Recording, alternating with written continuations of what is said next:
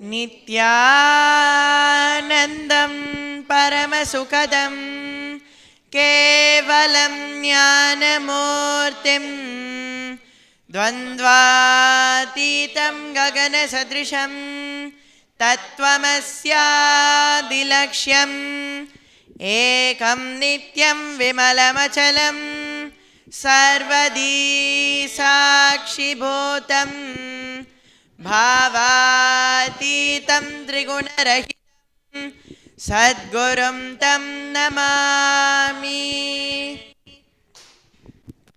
We welcome all the Sri Mahants, Kotaris, Thanedars, Samajis, Satsangis, visitors, viewers, Balasanths and Ashramites to this Vaakyaartha Sadhas conducted by the Balasanths of Nithyananda Gurukul. Today, the topic for the Vaakyaartha Sadhas is it is pure consciousness that from time eternal has enriched the ages and each being by ordaining desirable responsibilities unto them as per their nature and space and their actions and results thereof. We will now be chanting the 8th verse of the Ishavasyopanishad. Saparyagat Chokramakayama Vranamasna Viragam Shuddhamapa Apavidham Kavermanishi Paribho Swayambhorya Arta Tatyatorthane Vyadada Chashwati Bhyasama Abhyaha.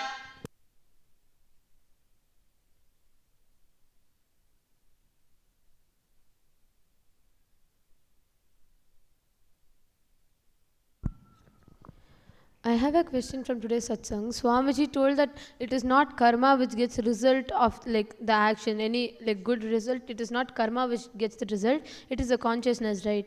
But then like if whatever action I do, if it is from right context and that'll like it'll be a karma, and because of that action only, right, we are getting the result. So how is it that consciousness is giving the? It is because of consciousness we are getting the result. It is like because of what action we do is why we get the result, right? Then how is it that consciousness gives us the result?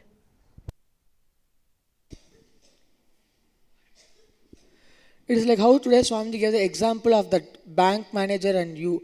It's like now how your question is. Your questioning is you writing a check and giving to him, and because you wrote the check and gave only he sanctioned whatever amount of money you checked. But actually he has the right to either deny it or stop it or even postpone it. So it is like only because you ask it he is giving. That awards meaning because of your actions, because of your karmas you get the fruits. It is because of consciousness which makes you do the action, and it's because of that which gives the fruits, which you get the fruits.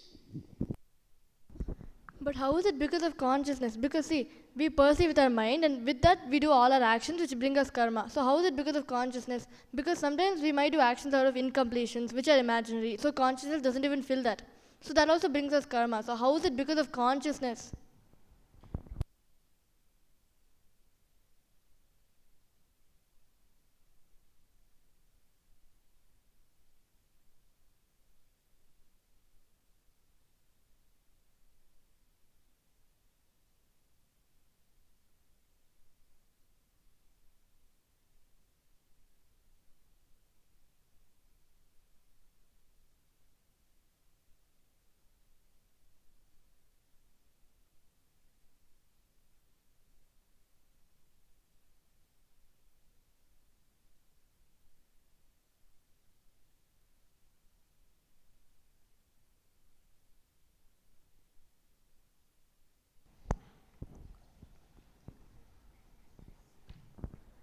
What I understand is like it is because like you don't align yourself to discover your consciousness again and again, so you start incurring more and more karmas. So consciousness, for you to realize that these karmas is not going to expand you and this is not your purpose, consciousness gives each the fruits of whatever action you did based on from what context you did. So if you did something from right context, it is the consciousness which gives you the like the fruit what you are supposed to get for that. And if it is out of wrong context, again it is consciousness which gives you the fruit what you are supposed to get for that. So your actions which are not aligned to your purpose becomes karma. You start incurring karma for that. So consciousness to again get you back, realign yourself to the purpose. Out of its uncompromised compassion, it gives you the fruit for whatever karma you do.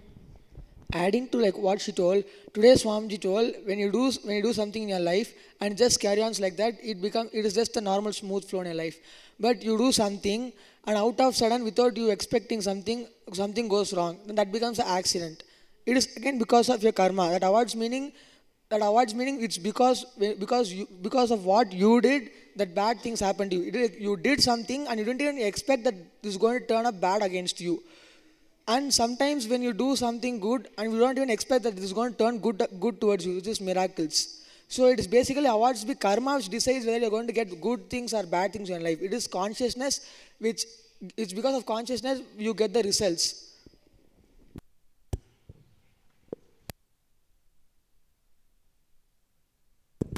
But I have a question. How can consciousness like give you bad things just because you did something for incompletion? How can consciousness give you some bad things? Like out of incompletion, you did some action. So the karma you get from that is some like you did something out of incompletion, and because of that you have to get karma. So and that karma is actually bad karma. So how can consciousness give bad karma, like suffering to you? Look, there is nothing like good or bad. It's like what life is auspiciousness. Whatever it gives is just to teach you. So whether it's good or bad, it's like it is going to align you for it's for you to realize, or even for incompletions also. Through incompletions, it's making you to complete it and come back to the space of consciousness. Adding to what she told, see, like now take an example of you did some mistake and someone who's higher than you is scolding you, and when you're getting scolding from that person who's higher than you, and one more person who's nearby walking across you, then see, if you see in this whole situation, it's only you are the one who are feeling that he is scolding you, and you're going into powerlessness. But the person who was just walking beside you, he never feels powerlessness because he looks at the whole scene in different way, and you perceive it in different way. So it's just your perception which makes, and the way you perceive and cognize is the whole thing which makes you decide like whether you're supposed to suffer for what has happened, or you're supposed to take that as a something from which you can understand and improve your cognition, mature your cognition, and start living your life. Adding a story to what he told, the story of Angulimala. Angulimala, he was doing a lot of bad karmas, but when Buddha interfered, he just, though his actions were all not good, he just interfered and just changed the result. The final result, he just changed it. What I understood from this is, it's based on life wants to like align you back through some way to completion. So through this, even through Buddha, life has actually aligned Angulimala in the way how he understands, and just aligned him back to completion.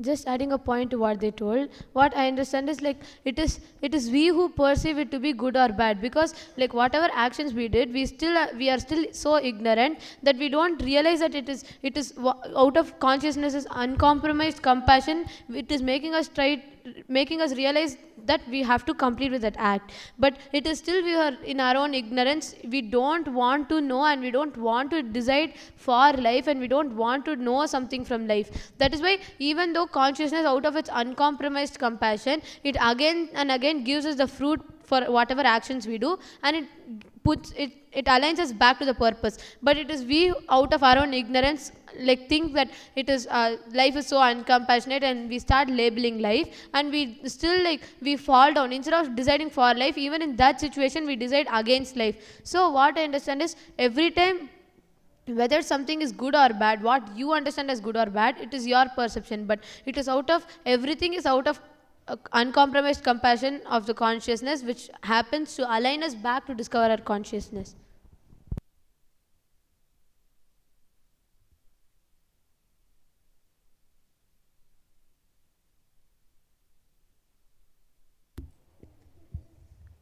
I have a question. We consciousness we are same, right? Then we are the one who decide whether the karmas, like whether is it bad or good, right?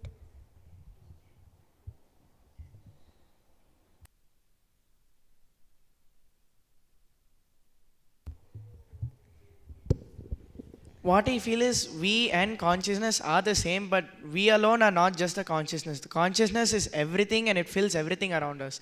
So it's not only us who decides what consciousness needs to do for us. It is the consciousness with its individual intelligence which decides what it should do for us.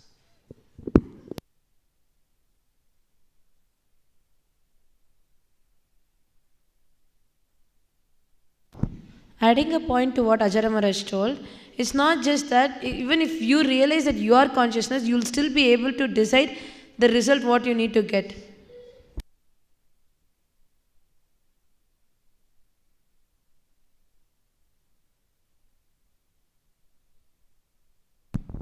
I have a question. See, in a few satsangs before, Swamiji said doing things like enriching and all that gives you good karma, and that will like lead you to discover your consciousness.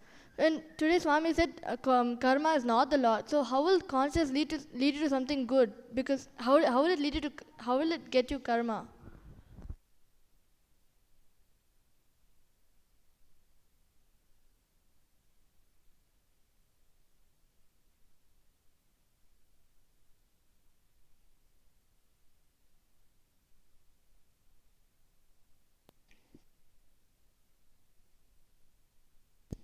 What I feel is like when you enrich people, like so many people have been getting enriched.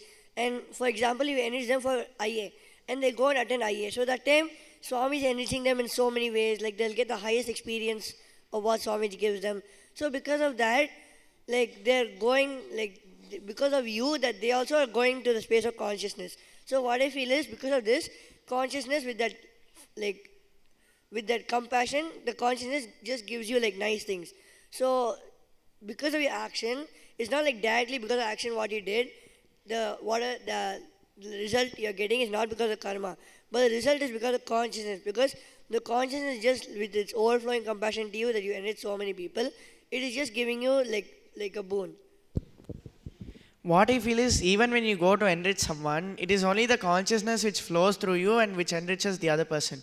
Because whoever taught you the truth, it only came directly from consciousness. Whatever you use to enrich the other person, it directly is given by the consciousness only. So you are just carrying out the consciousness to enrich the other person. So it's not just your action, it's just the consciousness which flows through you which enriches the other person.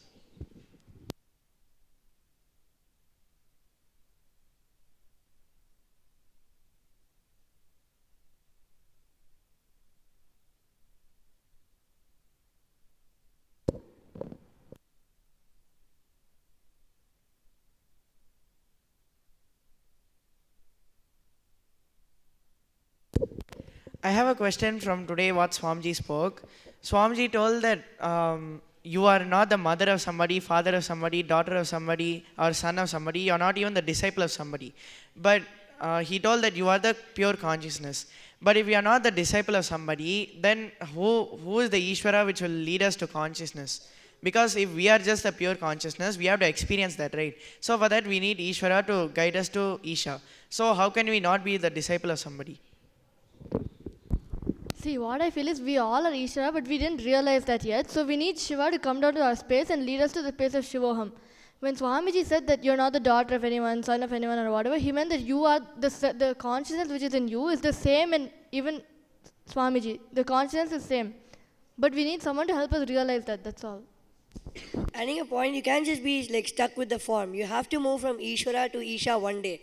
So what I feel, instead of just getting stuck to the Ishvara, just at last you can just drop the Ishvara and ultimately join with the Isha. Just adding, what I understand is like how Swamiji told, you are not even a disciple. That idea is supposed to be dropped at last. So what I understand is like finally after we dropping every other idea and we completing, we finally like Swamiji is Ishvara who will lead us to Isha. So when we realize the Ishvara, then he will lead us to Isha. So when we are led to Isha, we obviously drop this idea of we just being a disciple. We'll understand that we are not just a disciple, we are everything, we are consciousness. And adding to like what she told, see, moment you start dropping that I am not son for someone, I am not brother for someone, I am not student for someone, by the time you finish all your, by the time you start dropping all the relationship, that you are not son for this person, you are not brother of someone, you are not student of someone, and at last when you come to a disciple, by the time you did already these many things, it will be easy for you to drop the disciplehood of someone, and you will be able to easily achieve the space that you are the Isha. Mean how is it is like by the time you dropped all this relationship, you are all the that you are Isha would have become your identity, that would have become your cognition, that would have become your identity. So it will be easy for you to drop that you are not a disciple also, and you can easily achieve the space of Isha.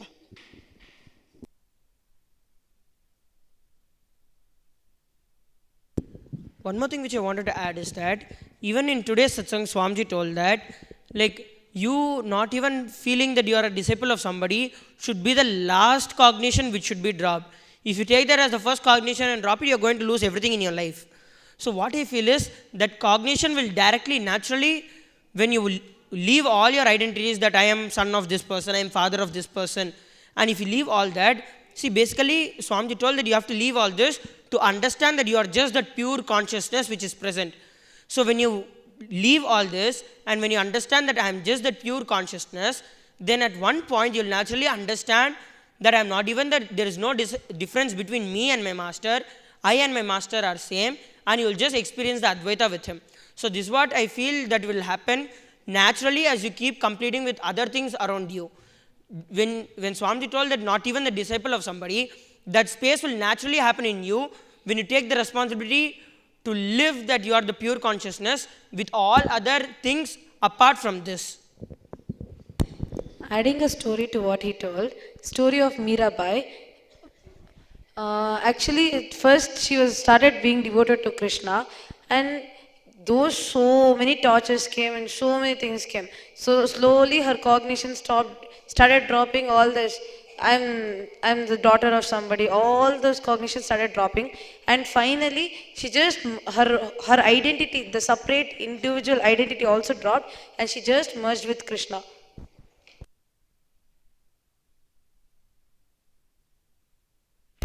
So what I understand from this story is like what Swami explained today. Slowly when you start cognizing that you are the pure consciousness through this devotion, when you start cognizing that you are the pure consciousness, slowly all your individual identities, like you cognizing you're a son of somebody or a daughter of somebody or a sister of somebody, all those identities just start dropping, and then finally you're a disciple of somebody. That whole complete individual identity will drop, and you'll just merge with the whole consciousness.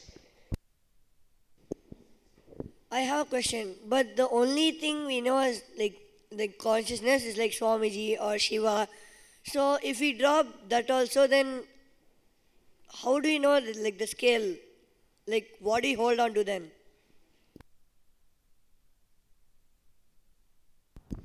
What I think is like how Lokmudra explained in the story, by the time you start dropping the other identities and relationship which you have with someone, by the time you use that scale, that scale which you have would have become as part of you, it would have become like your identity. So the moment you have something as identity, you don't need to have something externally as a scale for you to drop the final one, which is your disciplehood.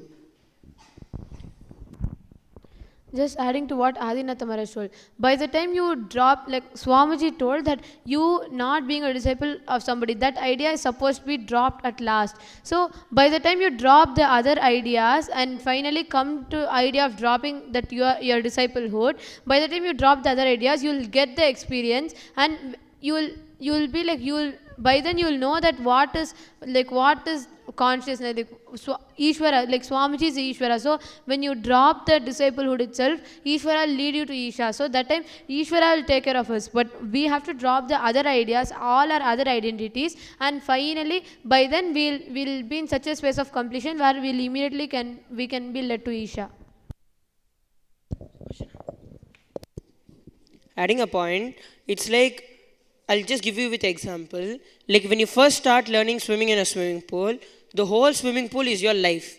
Okay? So when you start learning first, so the depth will be very less and everything will be shallow, the water will be shallow. As you keep going, the water will become deep. So for that case, there will be these railings which will be in the bars, the edges of the swimming pool, so that you can hold on to it whenever you need the support. So the master is like that bars which is there. So if you continuously decide that you are the pure consciousness, and as you keep clinging on to the master and keep moving forward into the deeper and deeper truths of your life, then naturally at one point you will know that now you know how to live your life, that you just understand that there is no need of any support from your master, because you know he and you are the same, there is no difference, and you will just leave it and you will become one with him. So the same way, till we realize this, continuously holding on to that support bar, to the master, when we keep holding on to that, naturally at one point you will just know that you know how to swim, and you will just leave and you will become one with the master. So the same way, you need to give up all other things and understand that you are pure consciousness. That will naturally lead you to the understanding that you are not even the disciple of somebody, but you are just one with Mahadeva.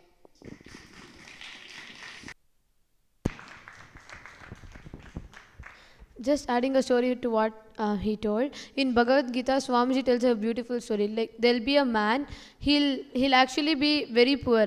All his possession will just be a Bhagavad Gita book. He'll not have anything else, just a Bhagavad Gita book. And all his life will just be that Bhagavad Gita book. He'll feel so, every day he'll spend his whole day like going through the whole book and being only thinking about Krishna and being connected to him. So one day, like he'll be reading, in that he'll read about sacrifice, he'll know about sacrifice and all. So he'll really be connected to Krishna. That is the only source which will connect him to Krishna. He'll have that idea. So like he'll drop all his greed, like desires for everything, fear, greed, anger, everything he'll drop, and he'll always be in the meditative space to just see Krishna. So one day, one man will come and ask that I want something. Then he'll tell, I don't have anything except for this book. Then this man will ask, at least give me that book, I'll sell it somewhere and I'll get money to eat. I didn't eat for past many days.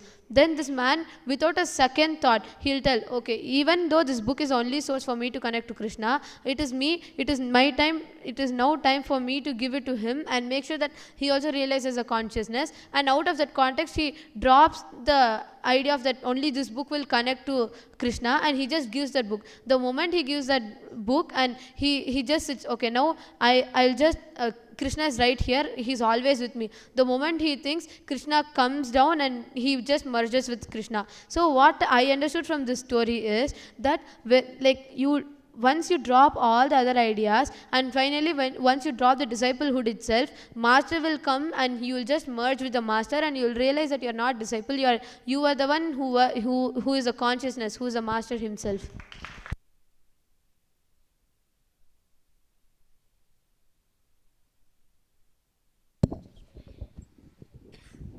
I have a question. In Bhagavad Gita, Sri Krishna declares that yoga is perfection in action. So in this case, when Swamiji tells that whatever result we get, it's because of consciousness, not our actions. So when we do yoga, it's our actions which is only bringing us health, right? How is consciousness interfering in that case?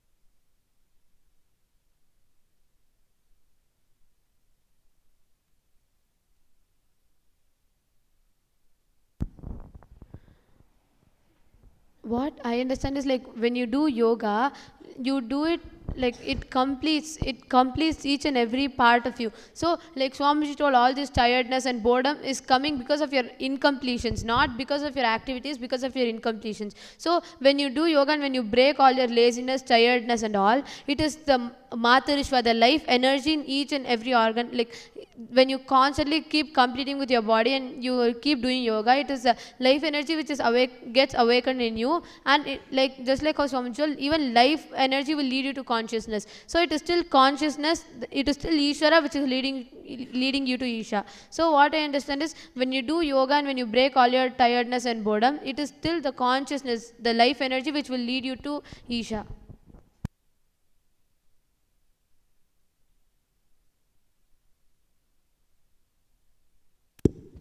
And adding a point, and also Swamiji told that yoga is perfection in inaction also. So that can happen only if the whole thing is centered on just action, action, action, then you can tell that okay, karma is the based on everything and that is the God. But Swamiji told yogaha akarmasu kaushalam. So in that way, yoga is perfection in inaction also. So if that is there, then naturally the result can be only based on something else. It cannot be completely based on your action. So the result is based only on the consciousness. Only if the consciousness decides that something has to happen to you, then only that result is going to happen in you. Now you might have done so many things like in your life which you feel that you have done wrong. But if you have a very strong desire that yes, let me live from now like how the Upanishads tell, that cognition, just that very cognition and decision is enough. Even if you have not taken any responsibility in your life, you will see that immediate change in all your actions in your life. So this way, like you can also tell that action, I will stand in one leg for 12 years, I will do this, I will do that. But that itself is not enough. But just that decision can get the whole effect of what you are going to get, which you might get after 12 years of doing some big tapas and all that. So it is not because of the action you get the result, but it is because of the consciousness you get result. Having a doubt in check example what Swamiji gave today, everything is consciousness, then the man who filled the check also a consciousness. Now, then what about karma, what Swamiji meant there?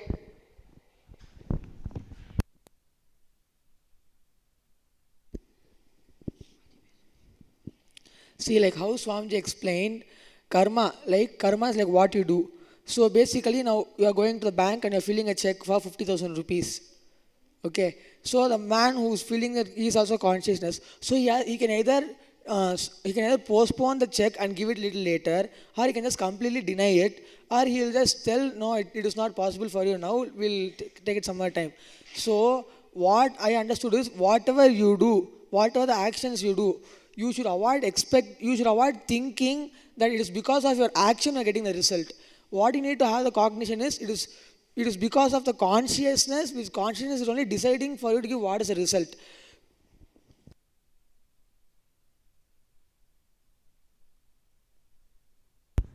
But I have a question about what you said. See, how is consciousness responsible for the result we get?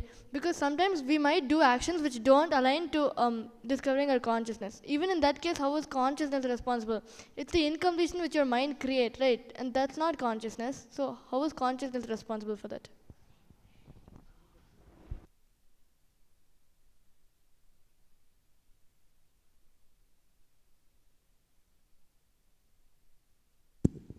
See, of course, yes, like what you told, if you continuously decide against life, it is not going to happen.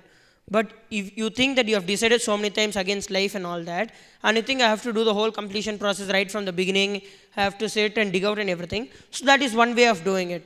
So that's like you taking the responsibility step by step doing. But if you just go and tell this to Swamiji that I had been like this, from now I want to complete, just Swamiji's one touch or one blessing will just complete the whole thing in your life. So that is where that is like the conscious intervention in you, consciousness intervening in your life and changing the result. You can also get it like by following the step by step, but that is not always required. And also if you are like very clear, I am very clear, from now I will be like this. And if you decide for it, even that point, the whole cognition, everything, your past, everything will be complete and you will live your life from that space. So there is not a requirement for you to follow everything step by step. But your deep trust on Swamiji should be for that.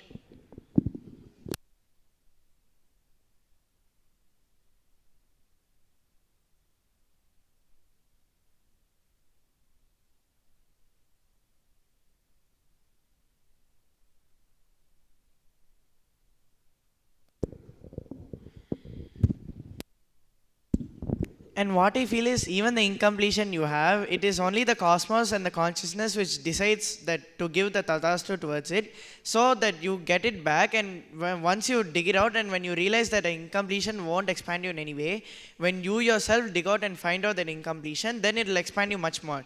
So still the consciousness is not doing some bad thing to you. It's not giving you back the incompletion. It's just allowing you and transforming you in a much more higher level, Means just for you to dig out that incompletion and for you to expand, the consciousness does that to you.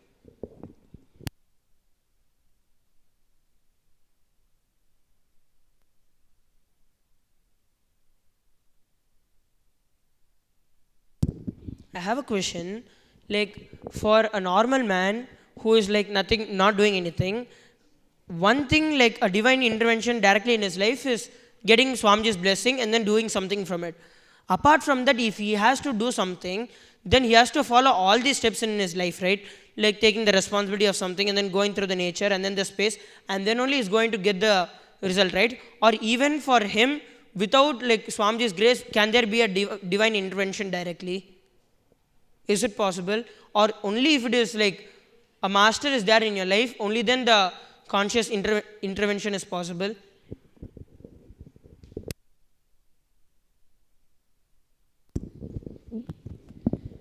What I feel is, since consciousness is everywhere, whether you have a guru or not, it still teaches you and interferes into your life. But the way master teaches and the way life teaches is completely different.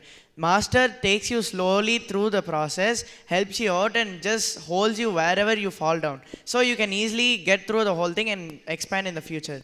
But how life teaches you, you get that incompletion and you have to somehow stand up for yourself, and you have to go beyond that incompletion and expand in that way. So the way guru teaches you and life teaches you is like completely different. When you have a guru in your life, you can easily get through your whole life and expand more and more.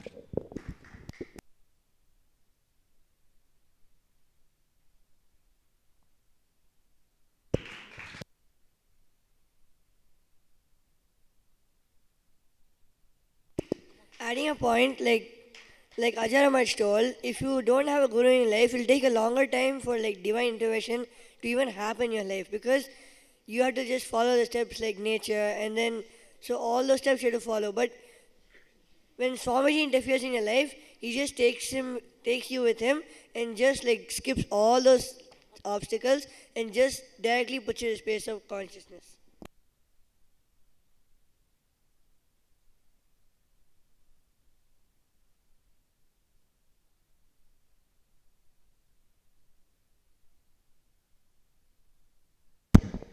Is divine intervention based on your actions? When does this divine intervention take place?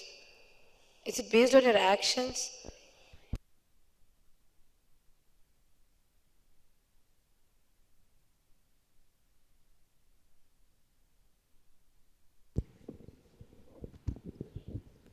What I feel is that divine intervention happens based on how the divine wants it to be, because the word itself is divine intervention, it's not your intervention. So, and one more thing which I feel is constantly, because consciousness is there everywhere, and Mahadeva constantly wants all of us to become like him. So the divine intervention is always there in our life. Any success, anything which is happening in our life is only due to the divine intervention which is happening. But we think that we have done something great and we keep boasting that, see, because of this I have done this, because of this I have done this and all that. If you just drop that arrogance which you have that you are something great, and then if you just understand that it is because of consciousness, everything which is happening in your life, then you will see that everything which is happening in your life will be even more smooth without any incompletions. And like many of us feel that we are doing the work the whole day and we have so much to do, we are doing so much, but the final result, there is nothing. There is no output at all, though I am working so hard for it. That is because you think that you are doing something and you are going to make something happen. But when you just simply understand it is the cosmos, it is the consciousness which is going to make the result happen, then naturally everything will just happen, fall in place, and how the desire which you had, naturally that will just happen. Because the desire which you have will be directly the desire of what Mahadeva wanted. Because when you understand that you are consciousness, naturally everything will happen based on that.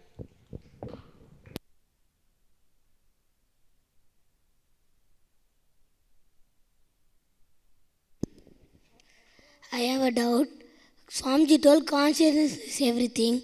So when we get suffering, why consciousness not stopping us from getting suffering? Because consciousness always do good thing for us, no?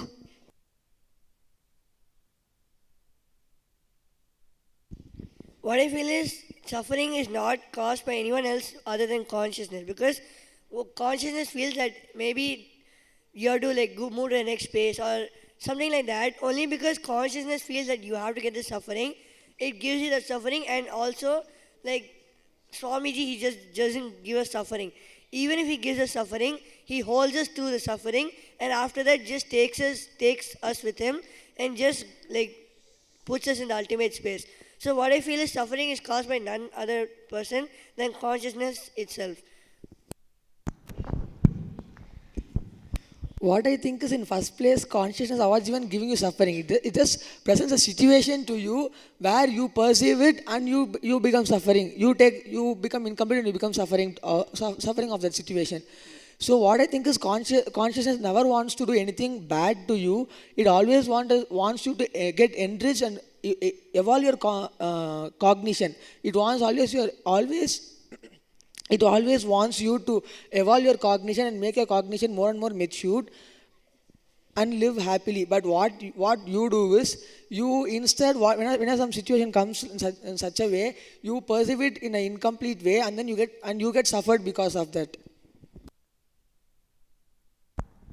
Just adding a point to what he told, like what I understand is, it is like based on your incompletion in your perception, you perceive that you are suffering and you decide to suffer. But even in that situation, it is the space of consciousness which will still come and make sure that your cognition gets matured and you're raising to the next level. So it is the space of consciousness which makes sure that which holds the space for you to be complete and drop that cognition that you are suffering, and which will mature your cognition.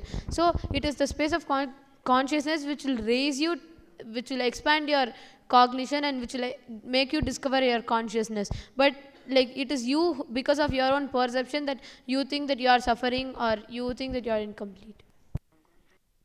Adding to that point, in one satsang, Swamiji said, we need eyes to do blindfold. Also, we need eyes just to be beyond it. So, even if we perceive fear or anything, it's just to go beyond it. Because consciousness, like we discussed now, it won't do anything bad to you. It will do only good to you. So, if it's giving you, it's presenting any situation to you, it's just for you to go beyond it and be complete with it.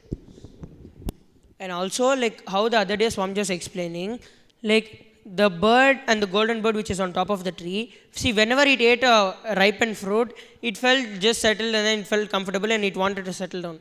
But whenever it ate the bitter fruit, then it looked up at the golden bird and told that it also wants to go there, and started moving step by step. At one point, when it ate too many bitter fruits, then it once for all just decided, let me just become that bird, and it jumped to the highest branch, and there it just understood that it is a reflection of that same bird, and then just became that bird.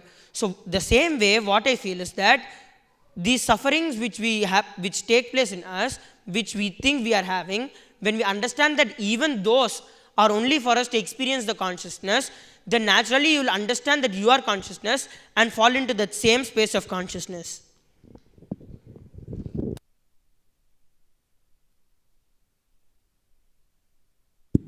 And also one more thing, Swamiji once told that whenever, like just before his enlightenment experience, he had this very deep depression of not knowing what to do, whether to continue or what. Then that decision which he took, still whatever might be, I will decide for life. Now Swamiji is like this. So exactly like how even in the story, when it ate too many bitter fruits, it felt so bad. The moment it decided, okay, I will decide only for life, it just became one with Mahadeva.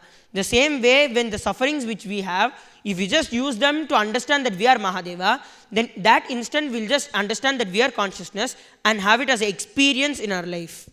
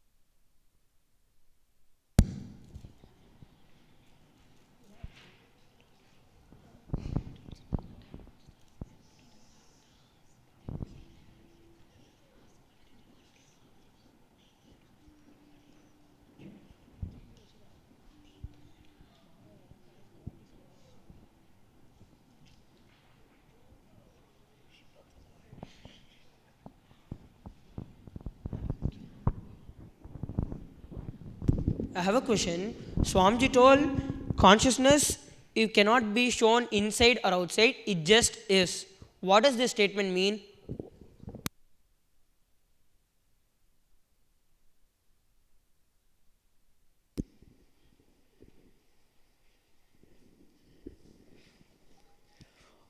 What I think is like how today Swami was saying, even when he uses his body language, he wants to be aligned to the what according to Upanishad says. See, the moment he says consciousness is like inside, it is consciousness is not just embodied inside. It is filled in your body and it is filled outside also. So and the moment you say consciousness like this, it always means consciousness exists outside, is that even inside you and it feels everywhere. So what Swami meant by consciousness is means it is there whatever you see, whatever you are unable to see, it is like it is there inside you, whatever you can perceive and it is beyond your perception also. So consciousness just filled everywhere beyond your perception and on your and into your perception.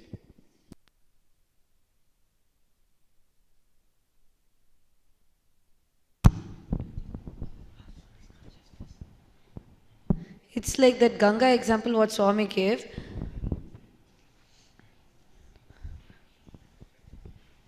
In the Ganga example, Swami told that like if Ganga is consciousness and there's a bamboo stick which is floating on the Ganga, it's just going to be your perception which is going like it's like you perceive that Ganga is something divided into two, or it's like Ganga is this is inside and this is outside. But consciousness, but there in that example, consciousness that Ganga is everywhere over there. There's nothing which is separating Ganga at that moment. Same way, consciousness is not embodied anywhere. It's just filled. It's just completely filled everywhere.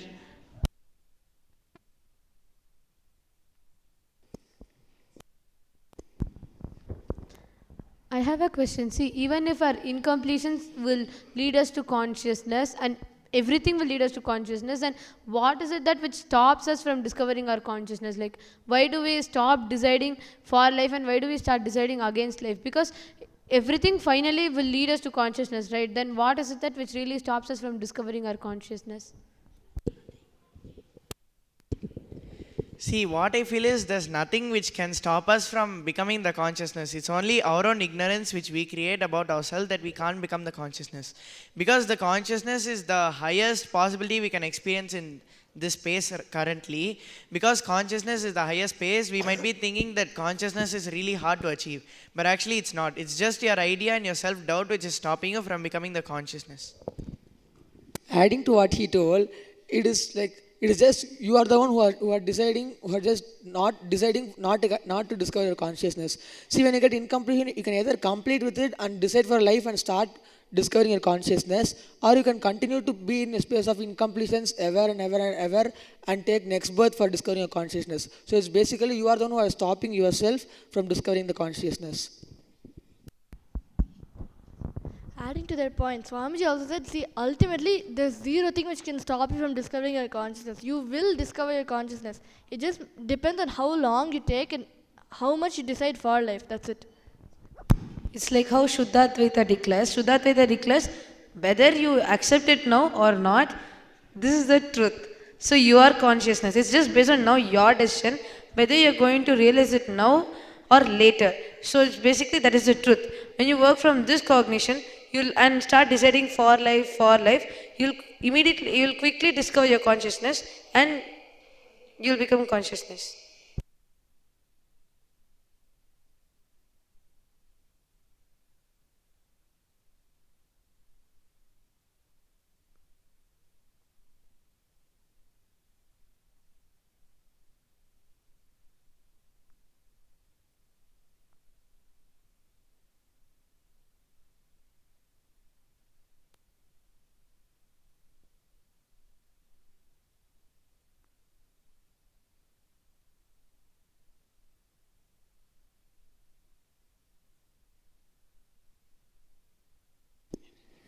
See, now if you take like any diseases, because of what incompletions we have, only we get the disease.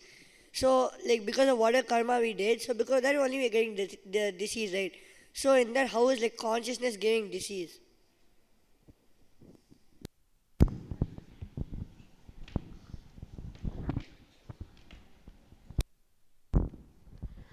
What I understand is like it is because of our incompletions. It is because of our incompletions that we even get diseases, right? So finally, even our incompletions will lead us to like one point of time. Even our incompletion will only lead us to completion.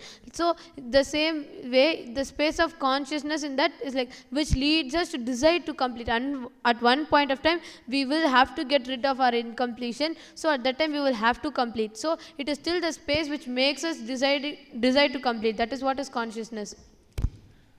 Adding to what she told, it is like in the situation in what you gave, it is like you are already having incompletion and you are not, because you are not completing with that incompletion, you are just encouraging a space of incompletion. That's why you even get disease.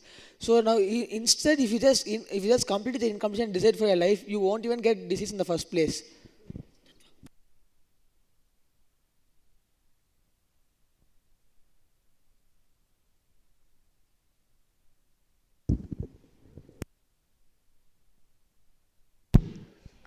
Adding a point, Swami told that whenever you break a pattern, you'll get a siddhi.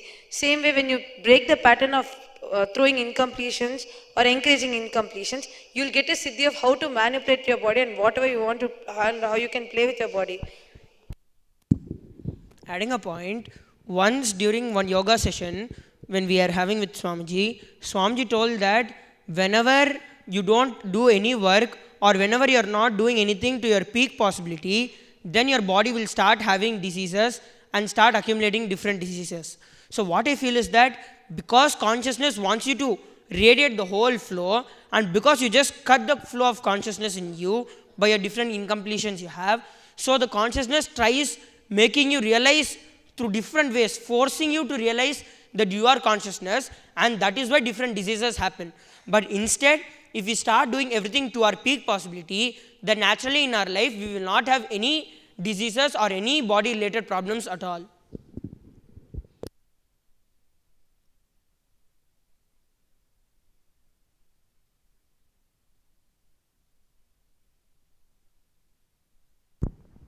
I have a question. Then, like, even then, if few people like, if few enlightened beings, they also like, as part of their lila, they also make like diseases happen in their body, right? Is it also because of consciousness which tries to remind them, or what? Why do enlightened master also get diseases?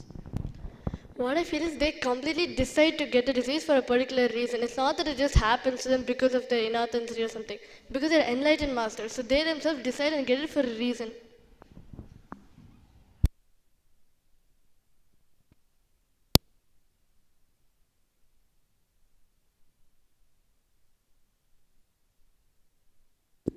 I don't feel that we can ever understand why enlightened masters do it or why incarnations have it like that. It's just their decision. If they want it, they just get it. If they want to drop it, they just drop it. So we can never judge why it is going to happen. But in our case, for us to become like them, first in our case, it is like because we are not expressing to our peak possibility, that is why we get diseases. So instead, from now, we should start working to get and do everything to our peak possibility to be authentic in everything.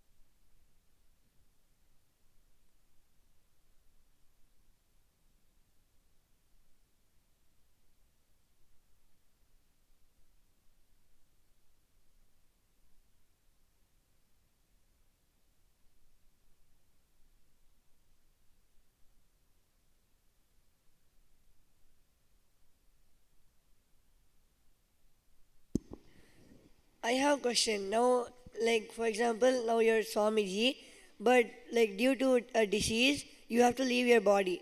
So in this point, you told that disease comes out of incompletion. So incompletion is the karma, and the disease is the result. So and the result is made by consciousness. So how can the consciousness like move you out of the master?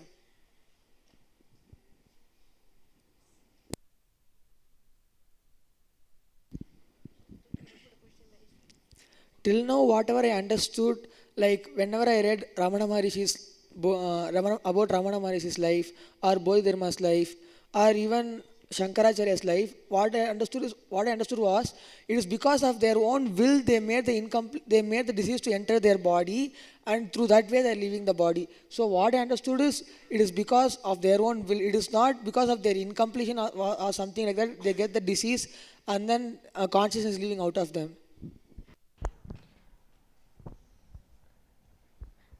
Just adding a point to what Adinatha Maharaj told, what I understand is like it is even in that situation we start exaggerating the incompletion so much. That is why consciousness tries us to remind, like that is why consciousness reminds us to complete with our incompletions, which causes the diseases. So at that time, if we decide to complete again, like even at that time master himself can even like complete all our incompletions, but it is because in that situation also consciousness tries to teach us to be complete.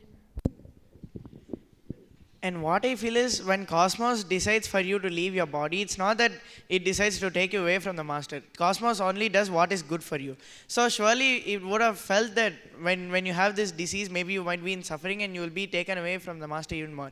So when you leave the body, maybe it might have put you in Aksharadham or somewhere where you can enjoy your time with Swamiji.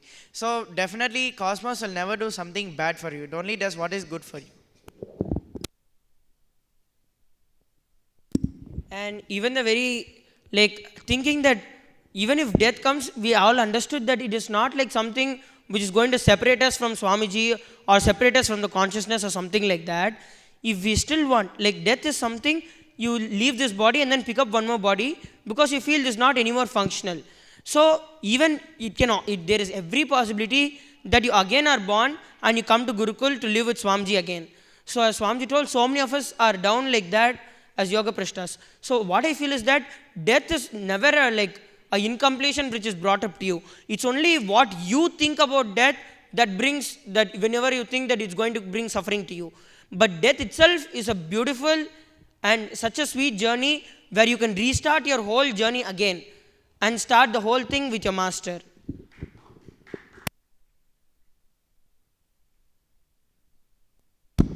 Adding to that point, like they said, maybe in this birth you might leave your body or something, but you can never really miss out on Swamiji because ultimately you will achieve the space of Shivam and realize that you are him. And adding one more thing, like also Swamiji told that whenever, like if he has initiated you through the death process, then whenever you are there, whenever you are about to leave your body, then Swamiji is there, he will liberate you. So the best way now you can get through the whole thing is that attending Varanasi IA. If you attend it, and then the experience which you get through there, from there, that one experience, because it will be so strongly engraved in you that when the real death happens in you, even at that time you will only first remember the experience which you had with Swamiji, and so you will just like that get liberated. Like how Swamiji tells, you will either have a choice to take a new birth again and come and live life along with him, or to just merge and become part of him. So like that, so attending this Varanasi IA will make you have the real experience of death and going beyond the death. And when your real death happens also, you will just understand that you can merge with the master or take a birth again to enjoy the master.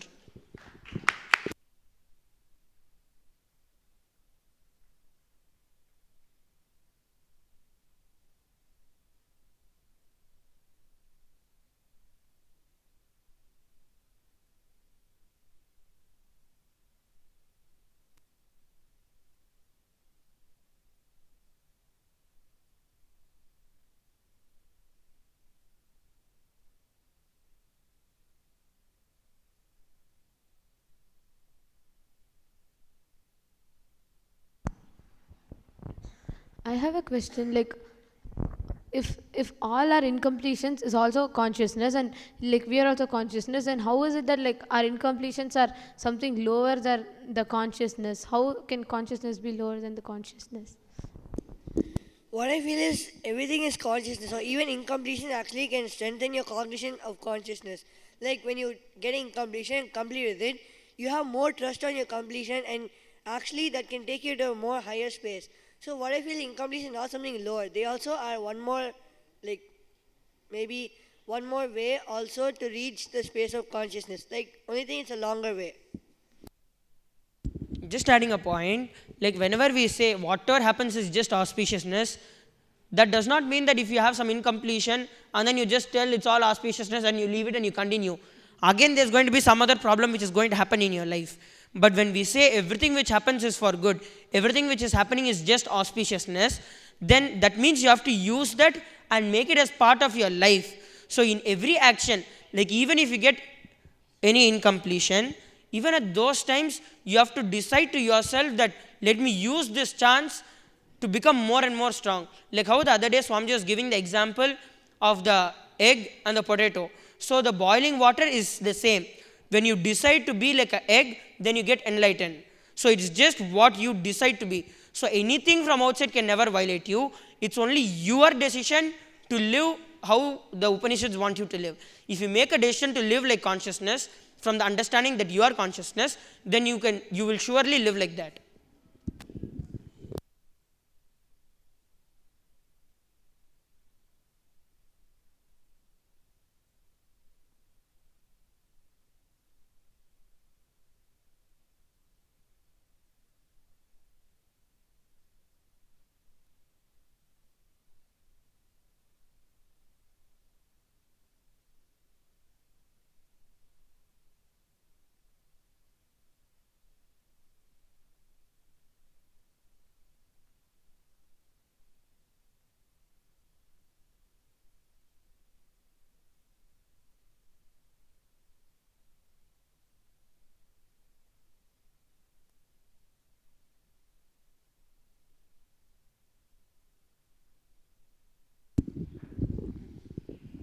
And what I feel is just for achieving the consciousness, it's not that you're supposed to get some incompletion so you can learn from it. You can live a life without your incompletion and still realize the consciousness.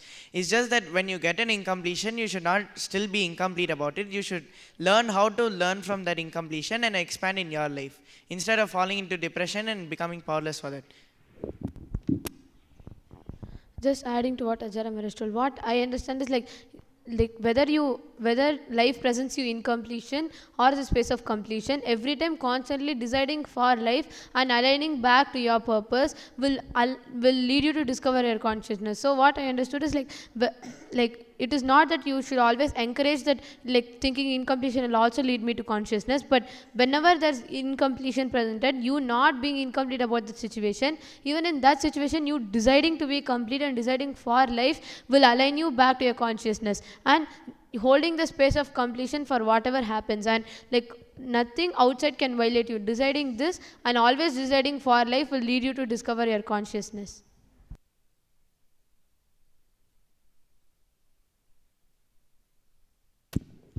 And as Swamiji told in today's satsang, like whenever you work from the understanding that it is consciousness which gives the result of everything which you do in your life, then when you perform from that, whenever you take any decision based on that cognition, then your whole life will just be filled with leelas. Your whole life will just be leela.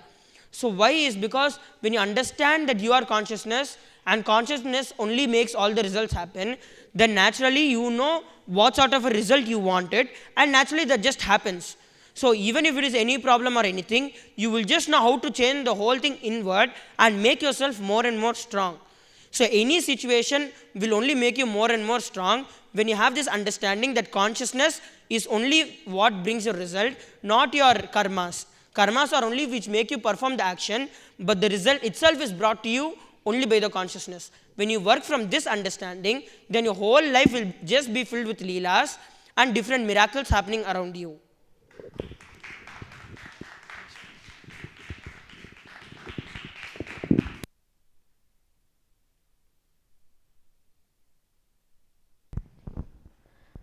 With this, we come to the conclusion of today's Vaakyaartha Sadhas, and we'll expand more on the truths about what Swami speaks in the satsangs in the further Vaakyaartha Sadhas. Now, we'll finish this Vaakyaartha Sadhas with the Purna Mantra. Om Purnamadah Purnamidam Purnat Purnamudachyate Purnasya Purnamataya Purnamevavashishyate Om Shanti Shanti Shanti Hari Om Tat Sat Sarvam Sadguru Padukarpanamastu Om Nithyanandam